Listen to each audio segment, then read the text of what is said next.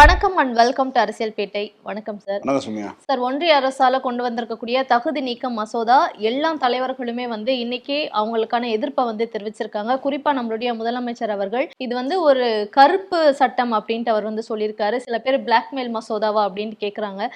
நம்ம நேற்று கூட நிகழ்ச்சியில பேசியிருந்தோம். இது எதிர்கட்சிகளுக்கு அவங்க வைத்திருக்கக்கூடிய ஆப்பு அப்படின்றத தாண்டி இப்ப இருக்கக்கூடிய கூட்டணி கட்சிகள் அடுத்த முறை தேர்தலில் தங்க கிட்ட இருந்து பிரிஞ்சு போயிடக்கூடாது. ஏன்னா அவங்களுக்கு தெரிஞ்சு போச்சு இந்த முறை அவங்க ஜெயிச்சதே இந்த கூட்டணி கட்சிகளால தான் அப்படின்றத தெளிவா புரிஞ்சுக்கிட்டு இப்படி ஒரு மசோதா கொண்டு வந்திருக்காங்களா? அப்படி இல்லாட்டி அவசரமா ஒரு மசோதா நாடாளுமன்றம் முடியக்கூடிய அந்த நேரத்துல அவசரமா கொண்டு வந்திருக்காங்க. இன்னைக்கு கூட பாத்தீங்கன்னா இதுக்கான டிஸ்கஷன்ல அவங்க அதை கொண்டே வரல. சார் பத்தின டிஸ்கஷன் பேசும்போது கூட வேணாம் அப்படின்ட்டு அவையை ஒத்தி வச்சுட்டாங்க. சோ இவ்வளவு இக்கட்டான சூழ்நிலையில வேகமா கொண்டு வராங்கன்னா என்ன அவசியம்? இப்போ இவ்வளவு சீக்கிரம் இதை பண்ணணுன்றதுக்கான அவசியம் என்ன? பிரச்சனைகளை மடைமாற்றுவது, அதான் முதலமைச்சர் சொல்லியிருக்காரு. பிரச்சனைகளை மடைமாற்றணும். பல்வேறு பிரச்சனைகள் நாடு முழுவதும் இருக்கின்றன. குறிப்பாக எஸ்ஐஆர் பிரச்சனையாக இருக்கட்டும், தேர்தல் வாக்கு திருட்டு பிரச்சனையாக இருக்கட்டும், எத்தனால் பிரச்சனையாக இருக்கட்டும், இந்த மாதிரி பல்வேறு பிரச்சனைகள் மக்கள் மத்தியில் அம்பலப்பட்டு போயிருக்கு பாஜக.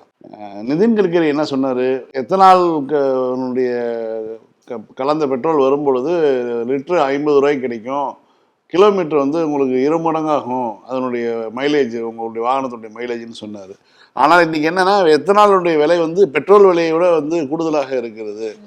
ஆனாலும் இன்னமும் அந்த கலப்பதை கலந்து விற்கக்கூடிய இதை அவங்க இது பண்ணலை. அதுக்கு ஒரு காலக்கெடு விதிச்சு E5, E15, E10, E20ன்னு சொல்லி 20 விழுக்காடு எத்தனாலும் 80 விழுக்காடு பெட்ரோலையும் கலந்த பெட்ரோல் தான் நீங்க நம்ம போட்டுக்கிட்டு இருக்கோம். ஸோ இந்த இதை அச்சீவ் பண்ணியிருக்காங்க. இதை அச்சீவ் பண்ணியிருக்கான காரணம் என்ன? நிதின் கட்கரிக்கு எவ்வளவு சர்க்கரை ஆலைகள் இருக்குது. ஸோ அந்த எத்தனால் கலந்த பெட்ரோல் விவகாரம் என்பது வட இந்தியாவில் பெரிய அளவில் அங்கே இது பண்ணுது. ஏன்னா நீங்கள் தமிழ்நாட்டில் அது ஒரு பெரிய பிரச்சனையாக மாறல. மக்கள் மத்தியில் உண்மையாலுமே அதிக பேர் நம்ம கன்சியூம் பண்ணுறோம், வாகனங்கள் இருக்கிறோம், இருந்தாலும் நமக்கு பெரிய பிரச்சனையாக மாறலை.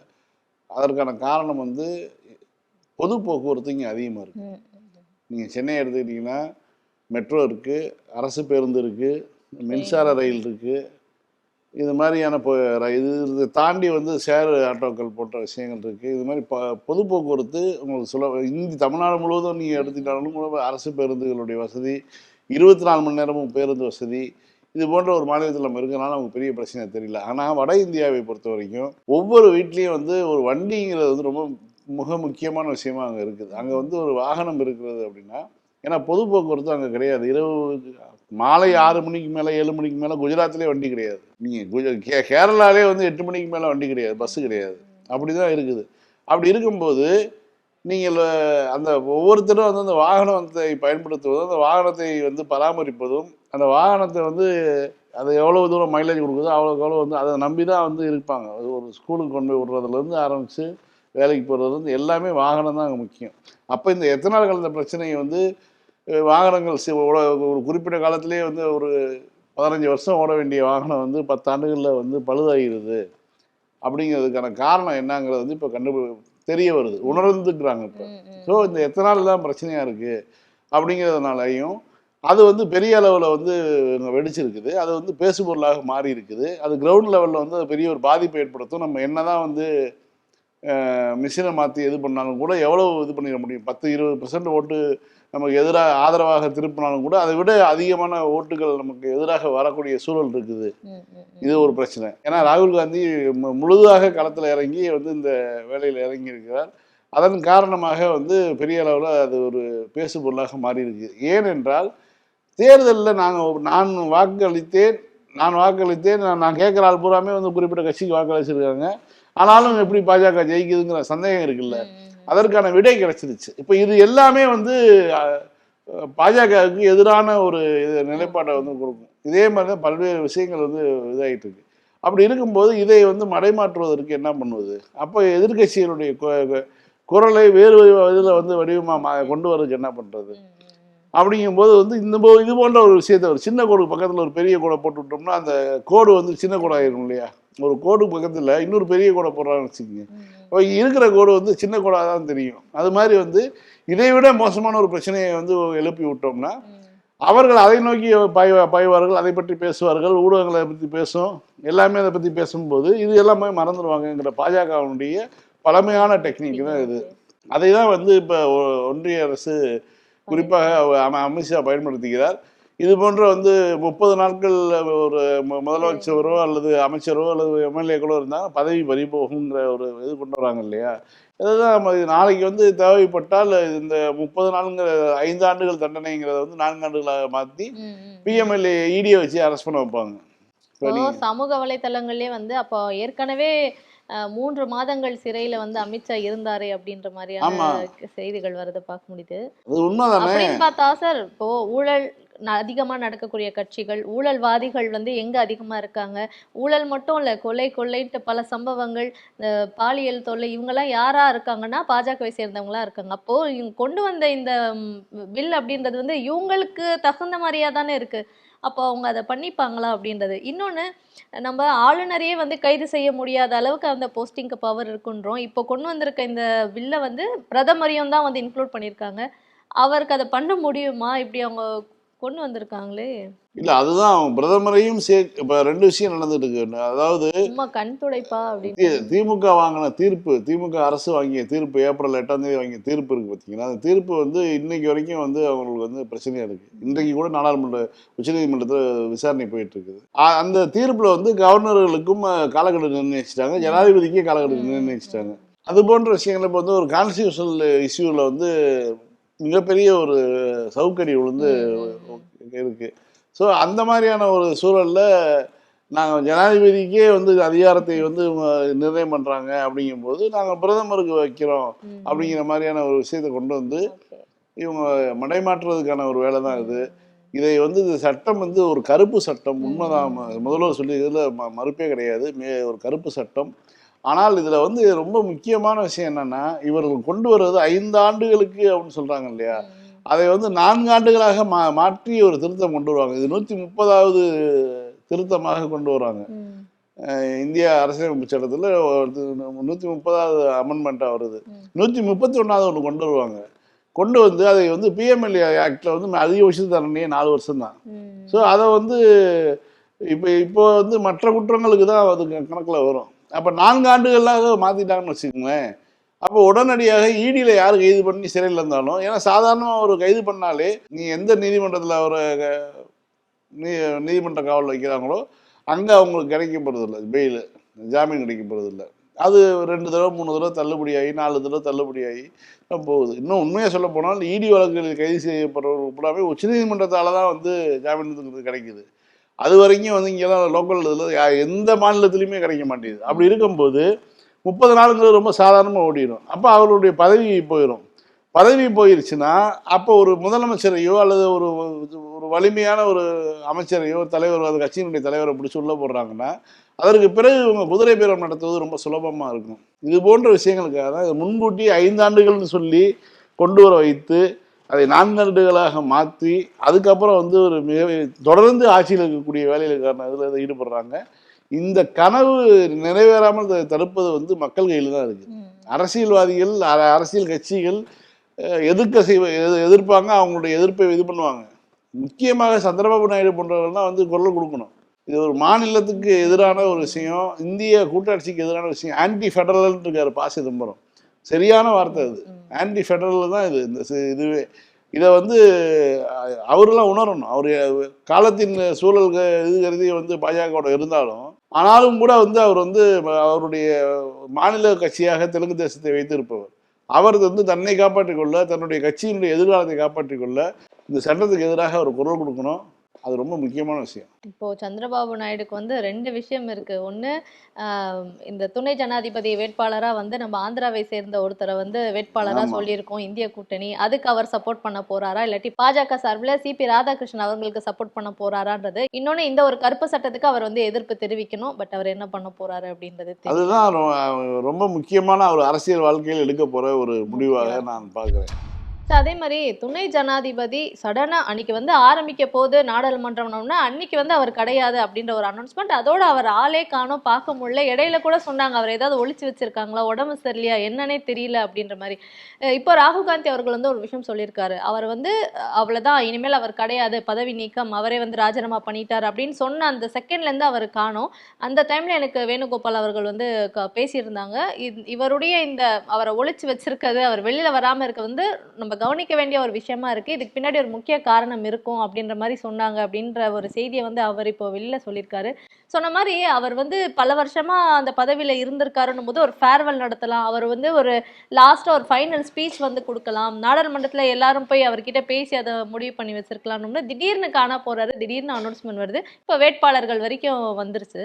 என்னவா இருக்கும் சார்? இல்லை, இது வந்து இது பாஜக இன்னொரு ஒரு படுகொலையில் போய் விழுவதற்கான ஒரு வேலையை செஞ்சுட்டு இருக்காங்க. குறிப்பாக ஜெகதீப் தன்கர் என்பவர் வந்து தனி மனிதர் இல்லை, அவர் வந்து ஒரு ஜாட் இனத்தினுடைய அடையாளமாக இருக்கார். அவர் ஜாட் சமூகத்தினுடைய ஒரு அடையாளமாக இருக்கார். அது வந்து இந்தியாவினுடைய 2-3 மாநிலங்களில் பெரிய அளவில் இருக்கக்கூடிய ஒரு சமூகம்.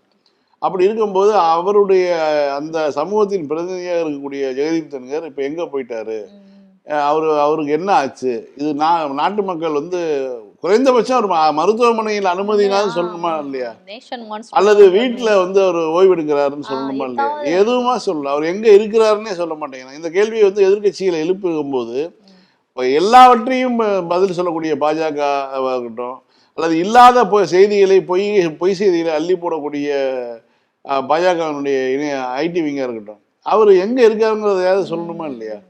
சொல்லலை அப்படின்னாலே அது ஏதோ சம்திங் ஃபிஷின்னு தான் நம்ம சொல்ல முடியும்.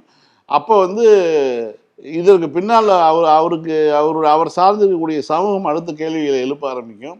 அது பாஜகவுக்கு எதிராக ஒரு விஷயமா தான் போய் முடியும். இப்போ தமிழ்நாடு அப்படின்னு எடுத்துட்டோம்னா 2013 இருந்து 22 வரைக்கும் அந்த கணக்கு வச்சு பார்க்கும்போது குழந்தைகள் பிறப்பு விகிதம் வந்து ரொம்பவே குறைஞ்சிருக்கு அப்படின்ற ஒரு செய்தி வந்திருக்கு. இதுக்கு முன்னாடில இருந்தே தமிழ்நாட்டு அப்படின்னு எடுத்துட்டோம்னா அரசு சொல்லக்கூடிய ஒரு விஷயம் என்னன்னா, அதான் 3 குழந்தைகள் ஃபர்ஸ்ட் போதும், அப்புறம் 2 குழந்தைகள் போதும்னாங்க, ஒரு குழந்தை போதும்னாங்க. ஆனா இப்போ வந்து அந்தந்த ஆட்களே வந்து மக்களே டிசைட் பண்ணிக்கிறாங்க, நமக்கு எது குழந்தை வேணாம் கொஞ்ச நாள் போட்டோம் அப்படின்ற ஒரு மைண்ட் செட்டுக்கு வராங்க. ஸோ இது வந்து அந்த ஜனத்தொகையை கட்டுக்குள்ள கொண்டு வரணும்னு தப்பா ஆரம்பிச்சது, இப்போ இது வந்து நிக்குது. ஆனா இது வந்து நம்மள எங்க லீட் பண்ணி விட்டுருக்குன்னா ஃபேர் டீலிமிட்டேஷன் அப்படின்ற அந்த பிரச்சனையுமே வந்து லீட் பண்ணியிருக்கு. முதலமைச்சர் அவர்களும் கூட நம்ம சரியா புரோட்டோகால்ஸை ஃபாலோ பண்ணோம், பட் அதனால நம்ம கிடைச்சிருக்க கூட தண்டனை மாதிரி இது இருக்கு, இதை நம்ம வராம பார்த்துக்கணுன்ற மாதிரி அவரும் குரல் கொடுக்குறாரு. ஆனா இந்த விகிதம் குறைறதால வேற எதுவும் பிரச்சனைகள் வந்து நமக்கு வரத்துக்கு, தமிழ்நாட்டு மக்களுக்கு வரத்துக்கான பாசிபிலிட்டிஸ் இருக்கா? இந்த இல்லாட்டி இந்த குறைவு வந்து சரியானது தானே? மக்கள் தொகை குறைவு என்பது சரியானது கிடையாது. ஒரு டேஞ்சர் ஜோனில் தான் தமிழ்நாடு இருக்குது. கேரளாவும் சரி 17% குறைஞ்சிருக்குது. தமிழ்நாடு 20.94 குறைஞ்சிருக்குது. வட மாநிலங்கள் குறிப்பாக உத்தரப்பிரதேசம் போன்ற மாநிலங்கள்லாம் வந்து ரொம்ப அதிகமாக இருக்குது. அவங்க அவங்க அவங்க நெவர் ஸ்டாப்டு, அவங்க நிப்பாட்டவே இல்லை. அந்த எந்த விதமான மக்கள் கட்டுப்பாடு, குடும்ப கட்டுப்பாடு போன்ற திட்டங்கள்லாம் அவங்க வந்து அங்கே வந்து பெயரளவு கூட அங்கே செல்ஃப் எடுக்கலேருந்து தெரியுது. அவர்களுடைய எண்ணிக்கை வந்து இன்றளவு வந்து ஒரு குடும்பத்தில் 4 குழந்தைகள் பிறப்பதோ 5 குழந்தைகள் பிறப்பதோ சாதாரணமான விஷயமா அங்கே இருக்குது. அப்படி இருக்கும்போது தமிழ்நாடு வந்து ரொம்ப இந்தியாவிலே மிக மோசமான தமிழ்நாடு இருக்குது, இமாச்சல் இருக்குது, அதே மாதிரி சிக்கிம் இருக்குது. அப்படின்னா மாநிலங்களுடைய அந்த மாநிலங்கள்லாம் ரொம்ப சின்ன மாநிலங்கள். தமிழ்நாடுடைய நிலப்பரப்புக்கு நம்ம வந்து எவ்வளோ பேர் இருக்கணும் அப்படிங்கிறது இருக்குது. ரெண்டாவது, இந்தியாவினுடைய பாராளுமன்ற பங்கில் வந்து 7.13 விழுக்காடு வந்து நமக்கு இருக்குது.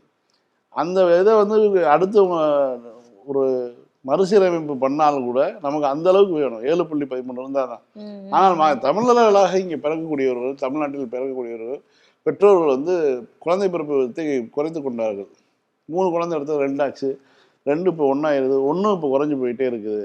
5 ஆண்டுகள் திருமணமாகி 5 ஆண்டுகளுக்கு பிறகு குழந்தைகளை பெற்றுக்கொள்ளலாம்னு பிளான் பண்ணுறாங்க. இந்த மாதிரி பல பிளானோட தான் வந்து திருமணம் பண்ணுறாங்க. அதற்குள்ளே வந்து ஒரு திருமண முறிவு ஏற்பட்டு விடுது. இந்த மாதிரி பல விஷயங்கள் நடக்குது தமிழ்நாட்டில். கூடுதலாக இன்னொரு பாசிட்டிவ் சைடு பார்த்தோம்னா வேலை வாய்ப்பு, மருத்துவ கட்டமைப்பு. முன்னாடி வந்து குழந்தைகள் ஒரு 3 குழந்தைய 2 குழந்தை இருந்தால் தான், 4 குழந்தை இருந்தால் தான் அதாவது பிழைக்கும். ஏன்னா வந்து பல்வேறு நோய்கள் இருந்த காலகட்டம். அப்போ அதன் காரணமாகவே குழந்தைகள் அதிகமாக பண்ணாங்க. இப்போ வந்து என்ன ஆயிடும்னா, ஒரு குழந்தை பிறந்தா கூட அந்த குழந்தைய வந்து ரொம்ப சரியா கன்சீவ் ஆன வளர்க்கணும் காலத்திலேயே அப்படின்றது. வந்து 3வது வாரத்துலேருந்தே தொடங்கி ஊசிகள் போட ஆரம்பிச்சு எல்லா வகையான தடுப்பூசியும் போட்டு நம்ம வந்து அரசு பார்த்துக்குது. தனியார்ல வசதி உள்ளவர்கள் தனியாரில் பார்த்துக்கிறாங்க. இந்த மாதிரியான சூழல் இருக்கனால அவங்க வந்து ஒரு குழந்தை போதும்னு நினைக்கிறாங்க. ஒரு குழந்தையவே நல்ல தேவைக்கு நல்ல நல்ல பள்ளியில் படிக்க வைக்கலாம், அல்லது வந்து செலவு பண்ணிக்கலாம், நல்லபடியாக உணவு, நல்ல வீடு, பல காரணங்கள் வந்து பொருளாதார காரணங்கள் இருக்குது. அதெல்லாம் வந்து இங்கே இருக்கிறனால வந்து முடிவுகள் எடுக்கிறாங்க. ஆனால் நாம் என்ன சொல்கிறோம்னா, ஒரு வேண்டுகோளாக பேசலாம், 2 குழந்தைகளை பெற்றுக்கொள்ளுங்கள்னு. ஏன்னா எதிர்காலத்தில் வந்து தமிழர்களுடைய நம்பர்ஸ் குறைஞ்சிருங்கிறதெல்லாம் வந்து அதுக்காக சொல்லலை. ஆனால் 2 குழந்தைகளை பெற்றுக்கொண்டால் உலகத்தினுடைய ஜனத்தொகையை வீழ்ச்சி அடைய போகுது. 2037 38க்கு பிறகு உலகம் முழுக்கவே வந்து இந்த பிரச்சனை வரப்போகுதுங்கிறாங்க. அப்போ 100 ஆண்டுகளில் வந்து ரொம்ப மோசமான நிலைமை போயிடும். இப்போ எப்படி வந்து ஜப்பானில் குழந்தைகளை பெற்றுக்க ஏன்னா அங்கே வந்து வாழ்க்கை தரம் வந்து உயர்வாக இருக்குது. எங்கெல்லாம் வாழ்க்கை தரம் உயர்வாக இருக்கிறதோ அங்கே குழந்தை பிறப்பு விகிதம் குறைவாகவும், எங்கெல்லாம் வாழ்க்கை தரம் மிக மோசமாக இருக்கிறதோ அங்கெல்லாம் குழந்தை பிறப்பு விகிதம் அதிகமாக இருக்கிறதா சொல்கிறாங்க. அப்போ வந்து நம்ம தமிழ்நாடு போன்ற மாநிலத்தில் திருமணம் செய்து கொள்ளக்கூடியவர்கள் இனிமேல் வந்து 2 குழந்தைகளை பெற்றுக்கொள்வது என்பது வந்து ஒரு வேண்டுகோளாக வைக்கலாம் அரசு. ஏன்னா அது இப்போ சீனாலலாம் வந்து 2வது குழந்தை பெற்றுக்கிட்டா எல்லாமே செலவு பண்ணுறோம், பணம் தரோம்னு சொல்கிறாங்க இல்லையா? காரணம் என்னன்னா, அவங்க ரொம்ப அதீதமாக குடும்ப கட்டுப்பாடை வந்து எப்படி இராணுவ ரீதியாக இது பண்ணாங்க. குழந்தை பெற்றுக்கொள்ளக்கூடாது, ஒருவர்னா ஒரு குழந்தை தான் பெற்றுக்கணும்னு சொல்லி அங்கே கம்யூனிஸ்ட் அரசு ஒரு சட்டம் கொண்டு வந்தாங்க. அதை தளர்த்தி இன்னைக்கு என்ன பண்ணுறாங்கன்னா, 2 குழந்தைகள் பெற்றுக்கொண்டால் உங்களுக்கு வந்து, ஏன்னா குழந்தைய திருமணமே பண்ணிக்க மாட்டாங்க இப்போ சைனாவில். பொருளாதார ரீதியாக எல்லாமே கிடைக்குது. எனக்கு நான் காசு வச்சுருந்தா போதும், நான் ஃபோன் பண்ணால் போதும், என் வாட்சே வந்து எனக்கு உடம்பு சரியில்லைன்னா டாக்டருக்கு சொல்லிடுது. ஸோ எனக்கு எதுவுமே தேவை கிடையாது, யாருமே என்னை பார்த்துக்க வேண்டிய அவசியம் இல்லை, என்னுடைய அக்கௌண்ட்டில் பணம் இருந்தால் போதும் அப்படிங்கிற நிலைமைக்கு சீனாவில் வந்துட்டாங்க. ஸோ அதனால் அரசு வந்து குழந்தை பெற்றுக்கொள்ளுங்கள், 2 குழந்தை பெற்றுக்கொண்டால் அதிகமாக உங்களுக்கு வந்து வரி விலக்கெல்லாம் தரோங்கிற அளவுக்கு வந்து இறங்கி வந்திருக்குது. இந்த நிலைமை இங்கே வந்துடக்கூடாது அப்படிங்கிறது ரொம்ப முக்கியம். தமிழ்நாடு வந்து போதும், குடும்ப கட்டுப்பாடை கடைபிடித்தது போதும். ஏன்னா வந்து எல்லாம் ஒரு கணவன் மனைவி 20 வேலைக்கு போகும்போது அவங்க வந்து 2 குழந்தைகள்னா அந்த 2 குழந்தைகளுக்கு வந்து ஒரு நாளில் வந்து எத்தனை % செலவு பண்ண முடியும்? அது அது அந்த இதெல்லாம் வந்து பிரச்சனையாக நினைத்து அவர்கள் வந்து தங்களுடைய சௌரியத்தை பார்க்குறாங்க. ஆனால் எதிர்காலத்தில் நம்ம குறிப்பிட்ட ஒரு இதில் இருக்கணும் அப்படின்னா அதை தக்க வைத்துக் கொள்ள வேண்டும். இந்த பாதிப்பு வந்து ஏற்கனவே வந்து ஜெர்மனி போன்ற நாடுகளுக்கோ மற்ற நாடுகளெல்லாம் இந்த பாதிப்பு ஏற்பட்டுருச்சு, வளர்ந்த நாடுகளுக்கு. இப்போ வந்து அவங்க வந்து பெரிய ஒரு பிரச்சனையாக, மிகப்பெரிய பிரச்சனையாக பார்த்துட்டு இருக்காங்க. நம்ம இப்போ வந்து இந்தியாவில் ஒரு முன்னேறிய மாநிலமாக இருக்கிறனால நமக்கு உடனடியாக இது தெரியுது. அவர்கள் பாடுபட்டு இருக்கிறத நம்ம பார்க்கறனால நம்ம வந்து உடனடியாக கவனத்தில் எடுத்து அடுத்து வரக்கூடிய திருமணம் செய்யக்கூடிய வந்து ஒரு லட்சியமாக எடுத்து 2 குழந்தைகளை பெற்றுக்கொள்ளலாம் அப்படிங்கிற ஒரு முடிவுக்கு வரலாம். அதே மாதிரி தமிழக அரசு வந்து ஒரு முடிவு எடுத்திருக்காங்க. இப்போ தமிழ்நாட்டில் இருக்கக்கூடிய மொத்தம் 38 மாவட்டங்கள்லையுமே வந்து புலம்பெயர் தொழிலாளர்களுடைய கணக்கெடுப்பு வந்து எடுக்க போறதா சொல்றாங்க. இப்போ வந்து சார்ல இருந்து தான் இந்த பிரச்சனையை ஆரம்பிச்சது அப்படின்னு நினைக்கிறேன். ஏன்னா பீகார்ல வந்து புலம்பெயர்ந்த தொழிலாளர்களை வந்து நீக்கிறோம் அப்படின்ற ஒரு முடிவு எடுத்திருந்தாங்க. இப்போ தமிழ்நாடு வந்து அந்த கணக்கெடுப்பு எடுக்கிறேன் அப்படின்னு சொல்றாங்களே, இதனால என்ன பயன் சார் கிடைக்கிறது? இந்த கணக்கெடுப்பு முதலே தமிழ்நாடு திட்டமிட்டது தான், பல்வேறு காரணங்கள்னால அது தள்ளி போயிட்டே இருந்தது. இப்போ உடனடியாக வந்து தமிழ்நாடு அரசு இந்த முடிவு எடுத்திருக்காங்க.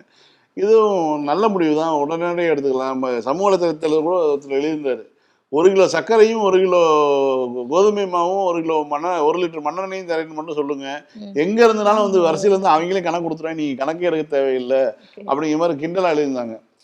இது என்னன்னா, இந்த ஒரு அட்டை கொடுக்கணும், அவங்களுக்கு வந்து அடையாள அட்டை கொடுக்கணும், புலம்பெயர் தொழிலாளர்களுக்கான ஒரு இது கொடுக்கணும். இது ரொம்ப முக்கியம். நம்ம முதல்ல பேசின டாபிக்கும் இதுவும் ரொம்ப முக்கியம். நம்ம வந்து மக்கள் தொகை குறைஞ்சிட்டு இருக்குது, நம்ம வந்து காம்தார்ஸ் அதிகமாக இருக்காங்க, வேலைக்கு வரவங்க அதிகமாக இருக்காங்க, நம்ம வந்து முதலாளிகளாக இருக்கக்கூடிய இடங்கள்ல மாற்றம் நடந்துகிட்டு இருக்குது. அது வந்து ஒரு கட்டத்தை மீறும் போது இன்னைக்கு வந்து பிரான்ஸ் சந்திக்கக்கூடிய கலாச்சார அதிர்ச்சிகளை, இந்த மாதிரி பிரச்சனைகளை வந்து நம்ம வந்து இன்னும் அடுத்த 10 ஆண்டுகளில் சந்திக்க வேண்டியது இருக்கும், 20 ஆண்டுகளில் சந்திக்க வேண்டியது இருக்கும். எங்கே போனாலும் வந்து வெளிநாட்டு பிரான்ஸுக்காரனே இல்லை, எங்கே பார்த்தாலும் வந்து இருக்குது. இல்லை லண்டனில் வந்து இப்போ எச்சி துப்பாதன்னு போர்டு வைக்கிறான்.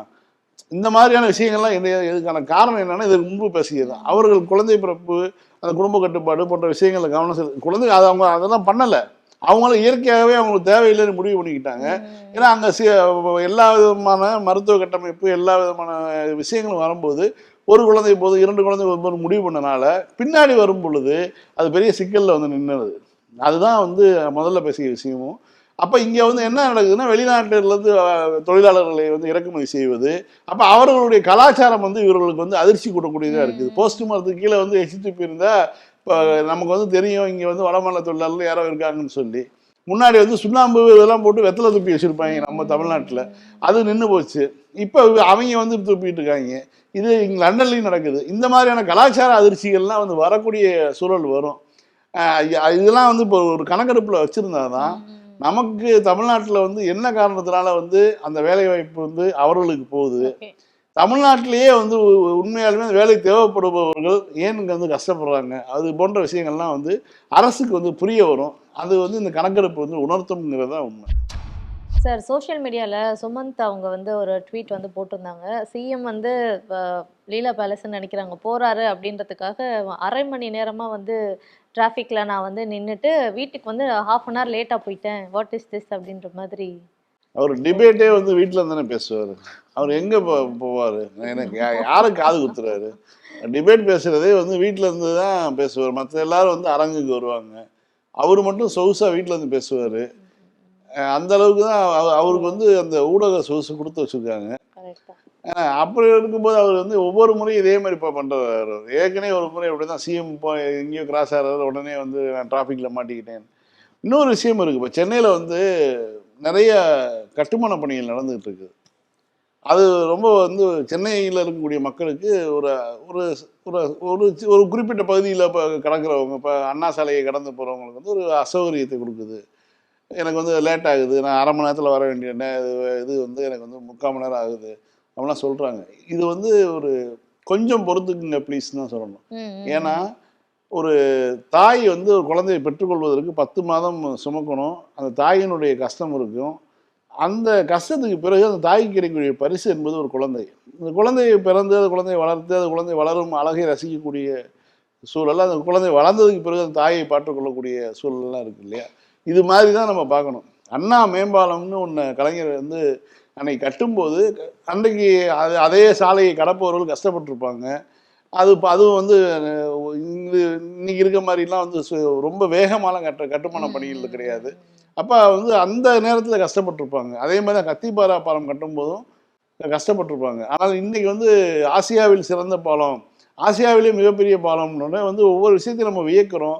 ரொம்ப சுலபமாக ஒரு இடத்த கடந்து போகிறோம்னா அது வந்து சில காலங்கள் வந்து அதுக்கான ஒரு இது கொடுக்கணும். இப்போ மெட்ரோ பணிகள் நடக்கும்போது அவ்வளோதான் இருந்தது. இன்றைக்கு மெட்ரோ வந்ததுக்கு பிறகு, மெட்ரோவை நாம் பயன்படுத்தியதுக்கு பிறகு ஏர்போர்ட்லேருந்து 20 நிமிஷத்தில் வந்து ஆயிரவிளக்கு வந்துட முடியுது. 20 நிமிஷத்தில் வந்து ஏர்போர்ட்லேருந்து நம்ம வர முடியுது அப்படிங்கிறது ஒரு பெரிய ஒரு செய்தி.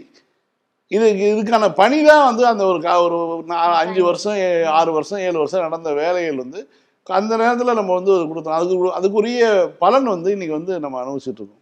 இதுதான் ரொம்ப முக்கியம். இதை வந்து சுமந்தை பற்றி பேசும்போது நம்ம இதை சொல்லி ஆகணும். இப்போ இன்றைக்கி சென்னை அண்ணா சாலையில் வந்து ஒரு பாலம் போடுறாங்க, இங்கேருந்து சைதாப்பேட்டை வரைக்கும். இப்போ நீங்கள் வந்து தேனாம்பேட்டையில் பாலத்தில் ஏறிட்டா சைதாப்பேட்டை வரைக்கும் கிட்டத்தட்ட 3.5 கிலோமீட்டர் பாலம். அந்த 3.5 கிலோமீட்டரும் வந்து இதற்கு முன்பு யோசனை பண்ணி பாருங்கள். நீங்கள் நந்தனம் சிக்னலில் எவ்வளோ நேரம் நிற்கணும், தேனாம்பேட்டை சிக்னலில் எவ்வளோ நேரம் நிற்கணும், ஒவ்வொரு விஷயமும் நீங்கள் கடந்து போய் தேனாம்பேட்டை நந்தனத்தை கடந்து போனீங்கன்னா நீங்கள் அடுத்த சிக்னலில் அங்கே போய் நிற்கணும். ஒவ்வொரு சிக்னலையும் நின்று தான் நீங்கள் வந்து போகிற மாதிரி இருந்தது. இப்போ அந்த பிரச்சனையே இல்லை. 4 சிக்னல் எடுத்துட்டாங்க. நேரடியாக வந்து தேனாம்பேட்டையில் ஏறினீங்கன்னா அடுத்து சைதாப்பேட்டையில் போய் இறங்கிக்கலாம்.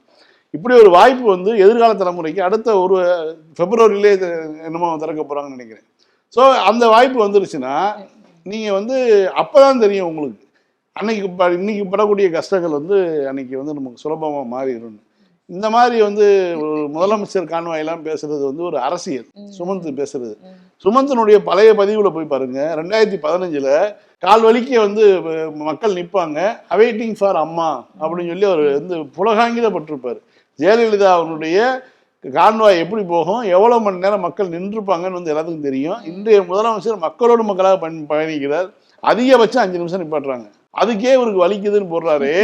50 நிமிஷம் 1 மணி நேரம்னா நிப்பாட்டினீங்களே, அந்த போட்டோவை போட்டு அவைட்டிங் ஃபார் அம்மான்னு ஒரு போட்டிருக்காரு. இவருக்குலாம் எந்த தகுதியும் கிடையாது, பொய் சொல்றாரு. சார், திரும்ப நாளைக்கு இதை நிகழ்ச்சியில் சந்திப்போம். மீண்டும் நாளை மாலை 6:30 மணிக்கு அரசியல் பேட்டை நிகழ்ச்சியில் சந்திக்கலாம். நன்றி. நன்றி.